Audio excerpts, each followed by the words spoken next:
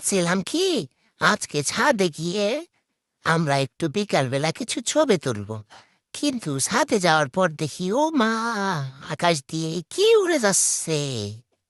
দেখছো? তোমরা দেখছো কি উড়ে যাচ্ছে? তোমরা দেখছো? আমরা তো প্রথম বুঝছিলাম এটা একটা রকেট, কিন্তু পরে দেখি কি চ্যাট জিপিটিরে জিজ্ঞেস কইরা এটা হইল প্লেন। কিন্তু এইরকম পিছন দিয়া ডুমা ডুমা এগুলা কি বাইর হয়? আমরা তো অবাক। পরে বুঝলাম এগুলা চ্যাট জিপিটি কইল এগুলা হইল প্লেনের গ্যাস।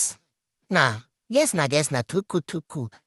প্লেনের প্লেনের কিছু একটা হইব আর কি।